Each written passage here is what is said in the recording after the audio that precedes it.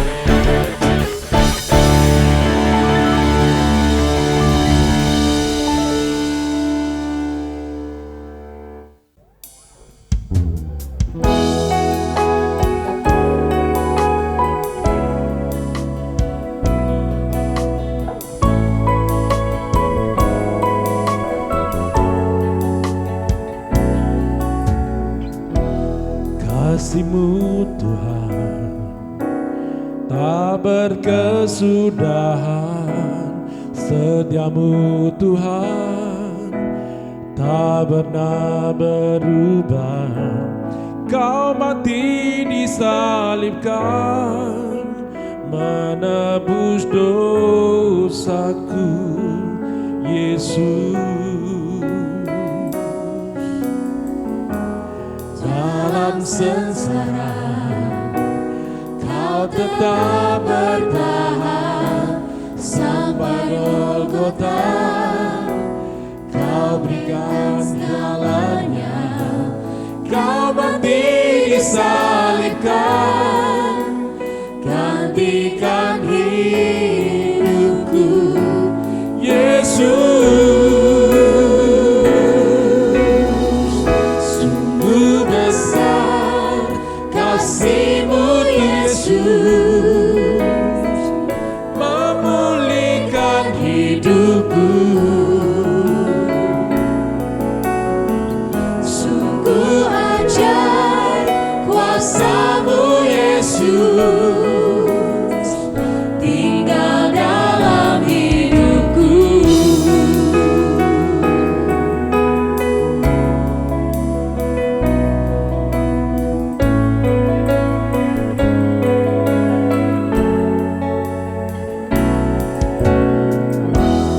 Kasih-Mu Tuhan tak berkesudahan, setia-Mu Tuhan tak pernah berubah. Kau mati disalibkan, menebus dosaku, Yesus. Dalam sengsara Kau tetap bertahan sampai Golgota. Kau berikan segalanya, Kau mati disalibkan, gantikan hidupku, Yesus. Sungguh besar kasih-Mu, Yesus, memulihkan hidupku. Sungguh ajaib kuasa-Mu, Yesus, tinggal dalam hidupku.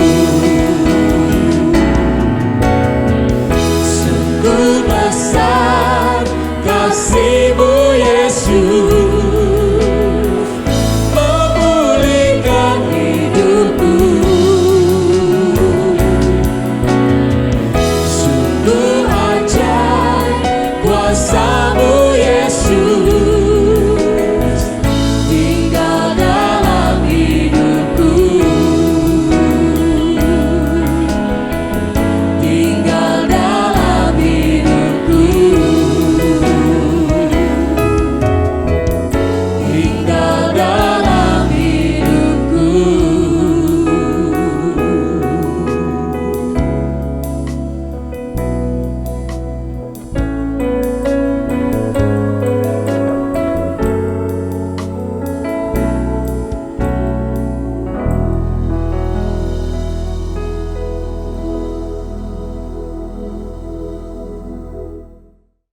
Shalom saudara, selamat pagi, sukacita yang luar biasa. Hari ini kita masih diberikan kesehatan yang luar biasa yang Tuhan beri dalam hidup kita. Dan kita punya gairah dan semangat yang baru untuk menerima berkat firman Tuhan.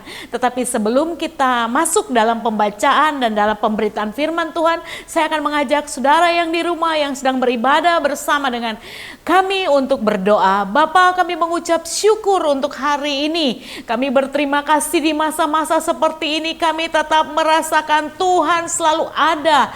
Tuhan selalu hadir dan Tuhan tidak pernah meninggalkan kehidupan setiap kami. Tuhan, kini saatnya kami duduk diam untuk mendengarkan berita firman-Mu. Apa yang menjadi isi hati-Mu Tuhan, kami buka hati kami untuk Tuhan bekerja, Tuhan berbicara seluas-luasnya dalam kehidupan kami. Kami siap untuk mendengarkan firman-Mu dalam nama Yesus. Haleluya. Amin. Saudaraku yang dikasihi Tuhan, hari ini saya akan memberikan tema dari renungan saya. Saya akan memberi tema yaitu mentalitas korban. Saudara, sebelum lebih lanjut saya sampaikan tentang mentalitas korban ini, saya akan memberikan definisi yang saya dapat dari Wikipedia. Apa sih artinya mentalitas korban? Mentalitas korban itu adalah sifat atau kepribadian yang diperoleh di mana seseorang cenderung mengenali dan menganggap dirinya itu adalah korban dari tindakan negatif orang lain. Jadi sekali lagi, mentalitas korban itu memiliki pengertian sifat atau kepribadian yang diperoleh di mana seseorang itu mengenali atau cenderung menganggap dirinya sebagai korban dari tindakan negatif oleh orang lain. Saya percaya saya dan saudara seringkali mengalami situasi di mana kita diizinkan Tuhan untuk melewati persoalan-persoalan yang tidak mengenakan dalam hidup kita. Entah kita diperlakukan tidak adil, entah kita direndahkan, entah kita dihianati oleh pasangan kita, entah kita dibeda-bedakan dalam satu keluarga, entah kita pun pernah ditipu orang atau mengalami hal-hal yang tidak enak dalam hidup kita. Nah, saudara, mungkin wajar untuk setiap kita mengalami perasaan yang tidak enak untuk beberapa waktu lamanya. Tetapi kalau orang sudah dalam posisi mentalitas korban, dia agak susah, dia merasa sangat-sangat perlu bantuan orang lain untuk keluar dari cara berpikir atau mentalitas korban ini. Saudaraku yang dikasihi Tuhan, saya mau sampaikan bagi setiap saudara yang sedang beribadah di rumah, kadang-kadang yang memiliki mentalitas korban ini seperti istilah zaman sekarang, istilah COVID-19 itu OTG, saudara. Apa itu OTG? Orang tanpa gejala. Kita tidak bisa mengenali dia secara langsung kalau orang ini punya mentalitas korban atau tidak, kalau kita tidak bergaul lama atau kita bersahabat dengan dia. Kalau kita cuma sekedar bertemu seminggu sekali di gereja, kita melihat orang ini biasa-biasa aja. Mungkin dia rajin ke gereja, mungkin sekalipun bisa juga orang ini melayani Tuhan. Nah, saudara, sangat berbahaya bahwa mentalitas korban ini, saudara, bukan cuma sekedar waktu dia masuk dan tinggal dalam pikiran kita, bukan cuma sekedar itu, tetapi yang berbahaya, mentalitas korban ini kalau kita udah izinkan masuk dalam pemikiran kita, fatalnya dia membuat kita menjadi orang yang lumpuh dalam pengertian kita tidak bisa berbuat apa-apa. Karena apa? Karena kita merasa kita bukan apa-apa dan bukan siapa-siapa. Nah, betapa berbahayanya mentalitas korban ini. Saudara, mari sama-sama saya ajak saudara kita membaca firman Tuhan yang saya ambil dalam Yohanes 5 ayat 1 sampai dengan 8. Yohanes 5 ayat 1 sampai dengan 8, saya bacakan firman Tuhan ini kepada saudara. Sesudah itu ada hari raya orang Yahudi dan Yesus berangkat ke Yerusalem. Di Yerusalem dekat pintu gerbang domba ada sebuah kolam yang dalam bahasa Ibrani disebut Bethesda. Ada 5 serambinya. Dan di serambi-serambi itu berbaring sejumlah besar orang sakit, orang-orang buta, orang-orang timpang, dan orang-orang lumpuh yang menantikan guncangan air kolam itu. Sebab sewaktu-waktu turun malaikat Tuhan ke dalam kolam itu dan menggoncangkan air itu, barang siapa yang terlebih dahulu masuk ke dalamnya sesudah goncangan air itu menjadi sembuh apapun penyakitnya. Di situ ada seorang yang sudah 38 tahun lamanya sakit. Ketika Yesus melihat orang itu berbaring di situ dan karena ia tahu bahwa ia telah lama dalam keadaan itu, berkatalah ia kepadanya, "Maukah engkau sembuh?" Jawab orang sakit itu kepadanya, "Tuhan, tidak ada orang yang menurunkan aku ke dalam kolam itu. Dan apabila airnya mulai goncang dan sementara aku menuju ke kolam itu, orang lain sudah turun mendahului aku." Kata Yesus kepadanya, "Bangunlah, angkatlah tilammu dan berjalanlah." Nah, saudara, kita akan lihat dalam pembacaan tadi fakta-faktanya bahwa dekat pintu gerbang domba terdapat sebuah kolam. Nah, kolam itu namanya kolam Bethesda. Nah, di sekitar kolam Bethesda itu ada 5 serambi. Dan di setiap serambi berbaring sejumlah besar orang yang sakit. Saudara, di situ kita baca dan begitu jelas ada berbagai macam orang yang sakit di situ. Nah, saudara, dalam pembacaan itu juga dijelaskan bahwa kolam itu sewaktu-waktu ada malaikat turun, ya, dan menggoncangkan air ke dalam kolam itu. Jadi barang siapa yang masuk duluan ke dalam kolam itu, pasti dia akan sembuh apapun penyakitnya. Nah, saudara, ayat 6 kita serius baca di ayat ke-6. Ketika Yesus melihat orang itu berbaring di situ, dan karena, garis bawahi kata-kata ini, ia tahu bahwa ia telah lama dalam keadaan itu. Saudara, berkatalah Yesus kepadanya, "Maukah engkau sembuh?" Saudaraku yang dikasihi Tuhan, fakta yang selanjutnya yang kita akan bahas juga bahwa ketika Yesus melihat orang yang terbaring sakit selama 38 tahun itu, dia tahu keadaan orang itu. Tetapi yang harus kita pahami, perhatikan pertanyaan Yesus, "Maukah engkau sembuh?" Saudara, mestinya pertanyaan itu adalah pertanyaan yang sangat gampang. Waktu saudara ditanyakan, "Maukah engkau sembuh?" mestinya cuma jawaban iya atau tidak. Tetapi mari kita lihat betapa menariknya jawaban dari orang yang sakit ini selama 38 tahun. Dia berkata, "Oh, tidak ada yang bantu aku. Tidak ada yang bantu menurunkan aku ke dalam kolam." Dan yang kedua dia bilang, "Kalaupun saya berusaha untuk mencapai kolam itu ketika air berguncang, saya udah kalah kedahuluan orang lain." Nah, saudara, hari ini saya akan memberikan kepada saudara beberapa ciri dari orang yang punya mentalitas korban.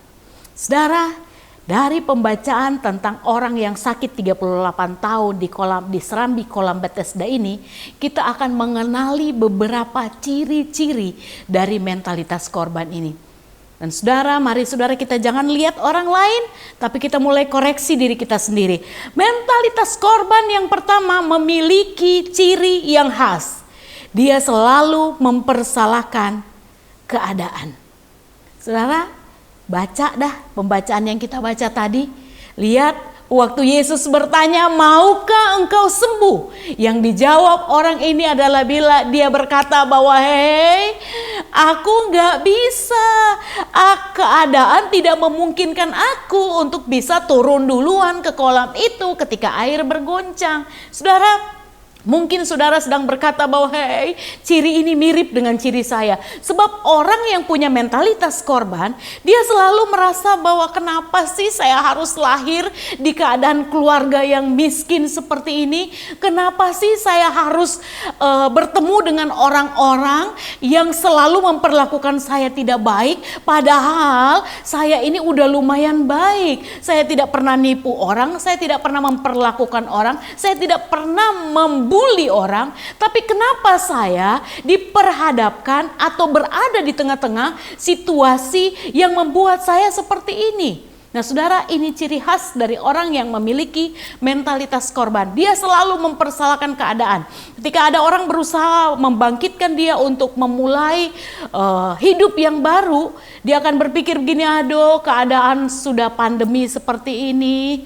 Mau cari uang bagaimana ya?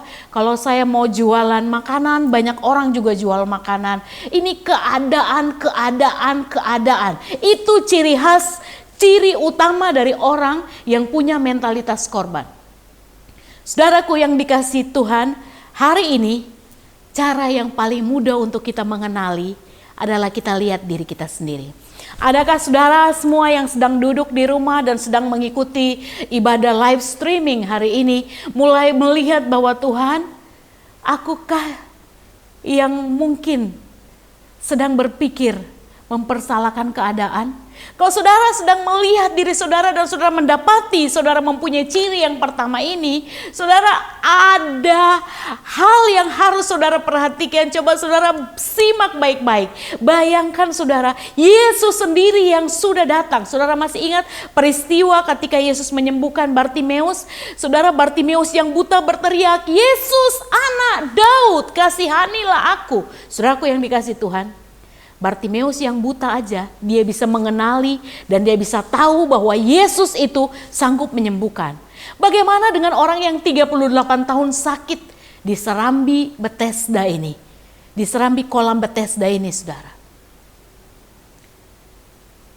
Sudah Yesaya sangat percaya bahwa orang yang sakit ini tahu bahwa Yesus itu adalah orang yang luar biasa. Dia sanggup menyembuhkan. Tetapi saudara lihat orang yang punya mentalitas korban. Waktu Yesus sendiri yang sumber dari kesembuhan itu datang dan bertanya, "Maukah engkau sembuh?" Dia masih fokus kepada kolam yang bergoncang. Bukankah hal ini seringkali terjadi dalam kehidupan kita? Ketika pertolongan Tuhan sudah nyata-nyata, Tuhan sudah berbicara langsung dalam kehidupan kita untuk menolong, mengangkat hidup kita. Tetapi yang terjadi, kita masih mempersalahkan orang-orang di sekitar kita yang menyumbang kesusahan-kesusahan yang kita alami hari-hari ini.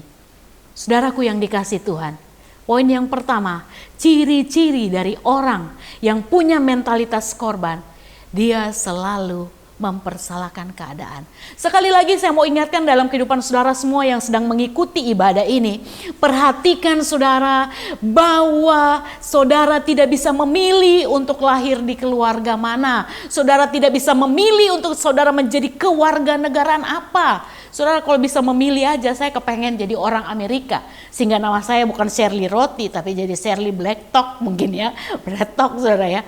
Ini sekedar guyon, tetapi saya tidak bisa memilih sehingga saya harus lahir di tengah-tengah keluarga jadi orang Manado saudaraku. Nah yang kedua saudara, yang tidak kalah menarik dari poin yang pertama, ciri dari mentalitas korban. Yang pertama mempersalahkan keadaan, yang kedua saudaraku yang dikasih Tuhan, mentalitas korban yang kedua cirinya adalah mempersalahkan diri sendiri. Saudara ingat tadi orang yang 38 tahun bilang begini, kalaupun aku berusaha, ketika aku melihat kolam itu airnya bergoncang, kalaupun aku berusaha untuk menuju ke sana, aku udah kedahuluan orang lain. Apa yang disampaikan itu masuk akal, tetapi saudara bagi orang yang bermentalitas korban, dia selalu mempersalahkan diri sendiri. Saudara sering gak ketemu atau saudara sendiri yang suka melakukan?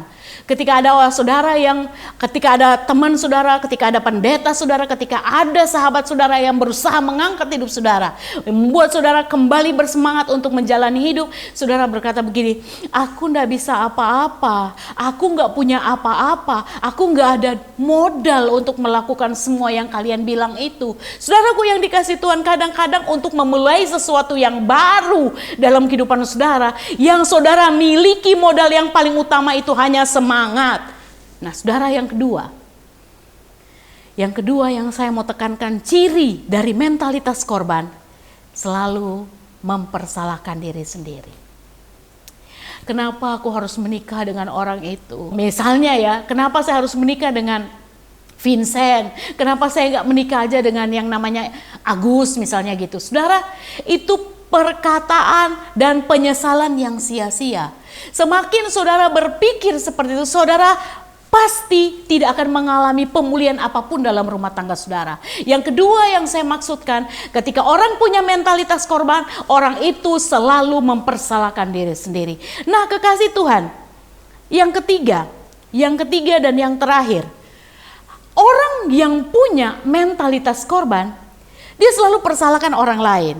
Saudara, ingat tadi orang yang 38 tahun sakit di tepi kolam Bethesda itu, dia seakan-akan dalam perkataannya itu tersirat satu maksud bahwa orang lain itu masing-masing hanya peduli dengan keperluan mereka sendiri. Tidak ada satupun dari antara banyaknya orang yang ada di di serambi-serambi dekat kolam Bethesda itu yang peduli dengan hidupnya. Bayangkan 38 tahun dia merenungi semua kejadian buruk dalam hidupnya. Sehingga dia mengambil kesimpulan bahwa orang lain tidak ada yang baik. Orang lain tidak ada yang peduli dalam hidupnya. Saudaraku yang dikasihi Tuhan, mentalitas korban ini sadar atau tidak sadar, mungkin saat ini sudah merasuki pikiran saudara. Demi nama Yesus, hari ini ketika firman Tuhan datang dalam kehidupan saudara, saya sangat percaya bahwa ketika Yesus mati di kayu salib, ketika Yesus memberikan hidupnya yang luar biasa itu, mau mati untuk menebus saya dan saudara, ada satu nilai yang luar biasa yang kita tangkap, bahwa Yesus itu dia memberikan setiap kita DNA ilahi yang berkata bahwa kita ini sanggup sama seperti Yesus yang mengalahkan maut, kita pun sanggup mengalahkan maut. Maut dalam pengertian yang saya mau sampaikan ini, waktu kita bangkit dari keterpurukan, kita mampu mengalahkan keterbatasan kita sebagai manusia biasa.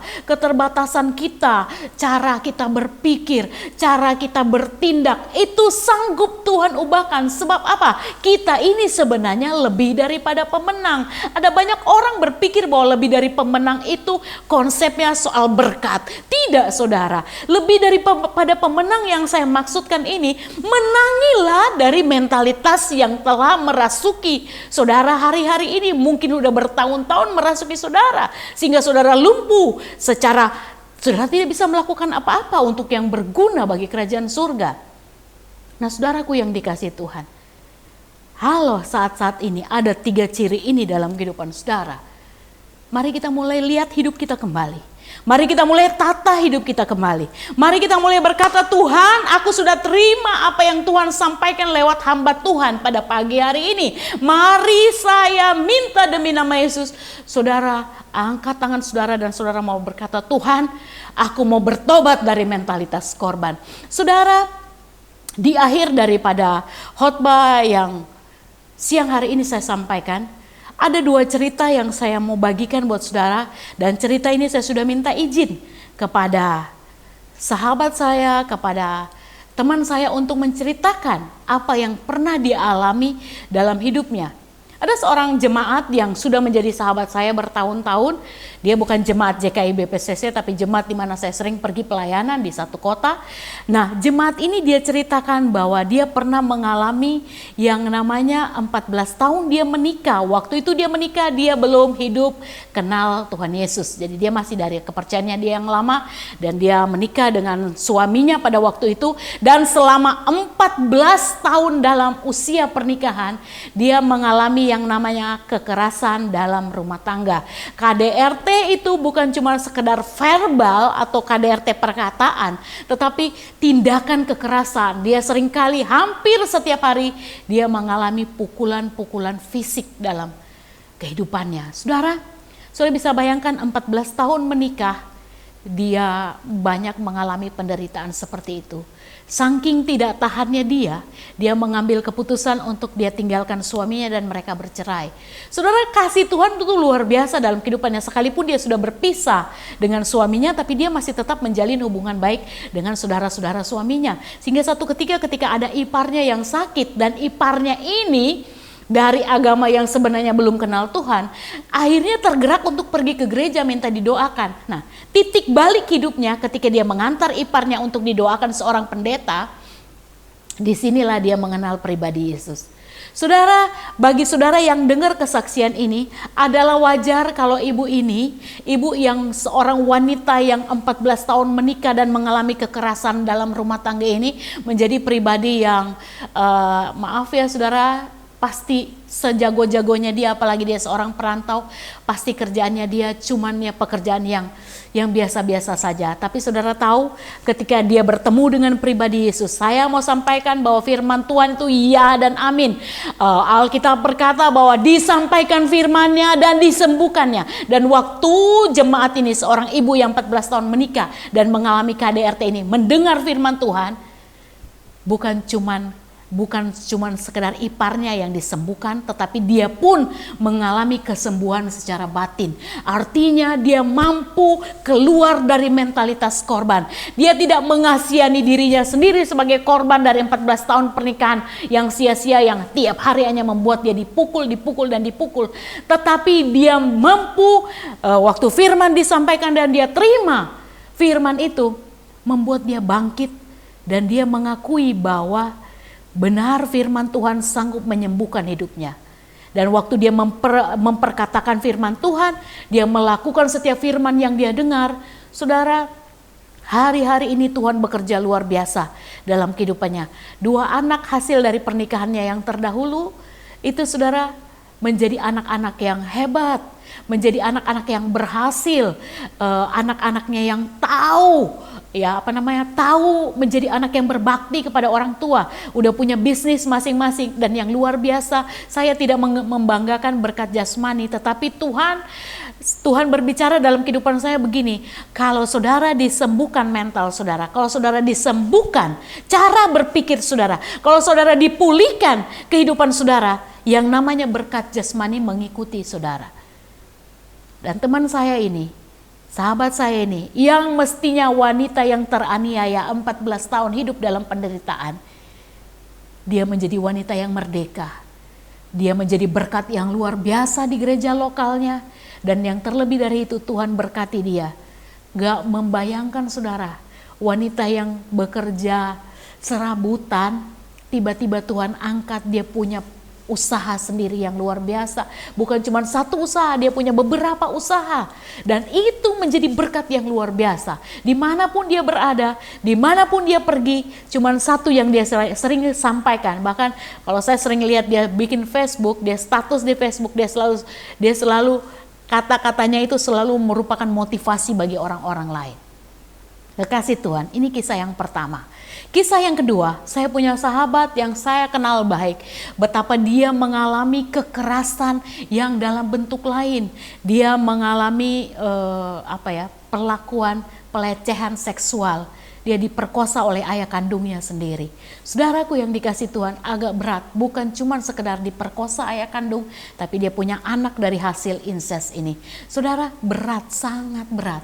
Seandainya saudara pun mengalami ini, belum tentu saudara bisa dengan mudah melewati masa ini. Tetapi hal yang luar biasa, waktu Tuhan datang dan menjamah hidup sahabat saya ini, saudara tahu hidupnya menjadi berkat yang luar biasa. Dia sanggup berubah dari wanita yang sebenarnya sudah ditentukan iblis untuk menjadi orang yang mengasihani diri, orang yang tidak bisa berbuat apa-apa, orang yang mentalitas korban, hanya butuh kasih perhatian dari orang lain. Justru waktu Tuhan mengubahkan hidupnya, dia menjadi wanita yang suka dan peduli terhadap penderitaan orang lain. Saya percaya saudara semua yang ada di rumah yang sedang mengikuti ibadah pada pagi hari ini, mari kita bertobat dari mentalitas korban. Dan ketika firman Tuhan ini datang dalam kehidupan saudara, satu pertanyaan Tuhan dan yang saya mau sampaikan bagi saudara semua yang ada di rumah, maukah saudara sembuh? Maukah saudara sembuh? Jika firman Tuhan ini datang dalam kehidupan saudara hari-hari ini, relakan hati saudara dan dengan jujur berkata, Tuhan, aku mau sembuh. Amin firman Tuhan.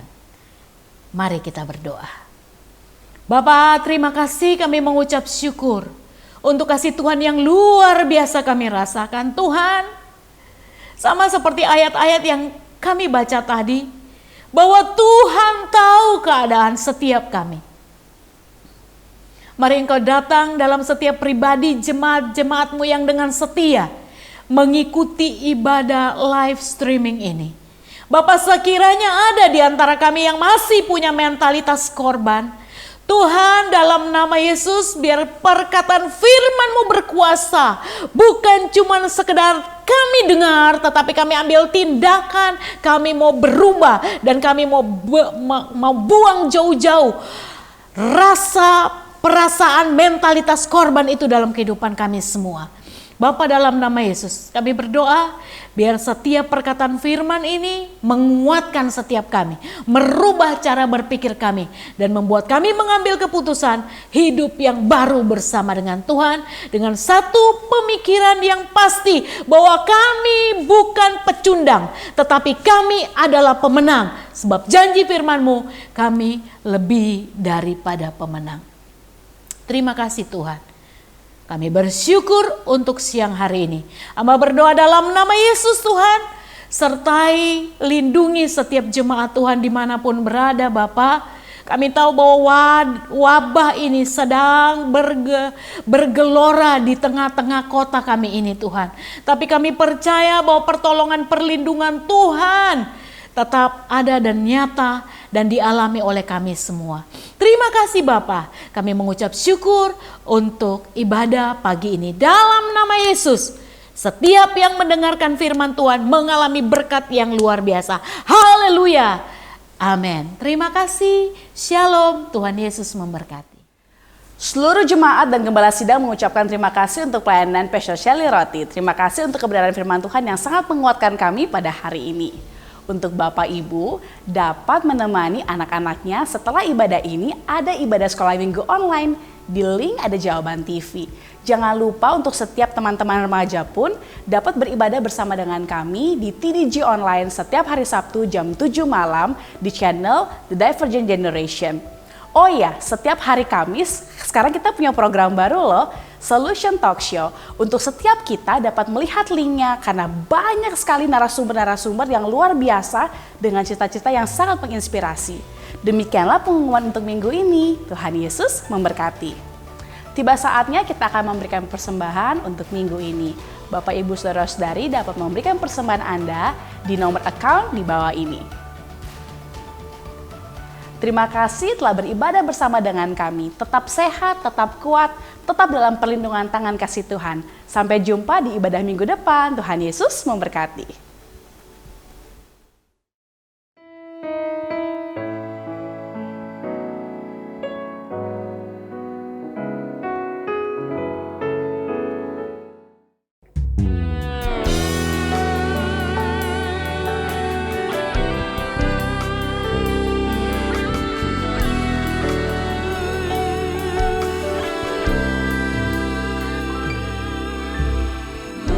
Menghampirimu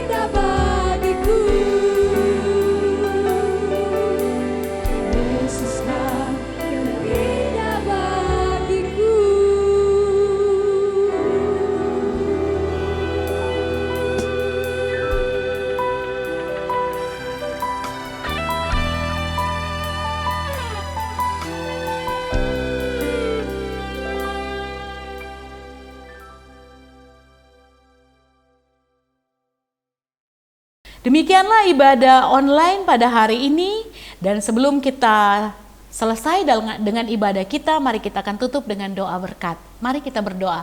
Jemaat yang dikasihi Tuhan, mari kita angkat tangan kita di hadapan Tuhan. Turunkanlah berkat-Mu atas kehidupan kami semua pada hari ini Tuhan. Berkat yang datang dalam nama Allah Bapa, Allah Anak yaitu Tuhan Yesus Kristus, dan penyertaan kasih setia, pertolongan, perlindungan yang dikerjakan Roh Kudus menyertai langkah-langkah hidup kami mulai saat ini, besok, bahkan sampai Tuhan Yesus datang di kali yang kedua. Mari jemaat yang diberkati sama-sama katakan amin. Selamat siang, Tuhan Yesus memberkati. Shalom.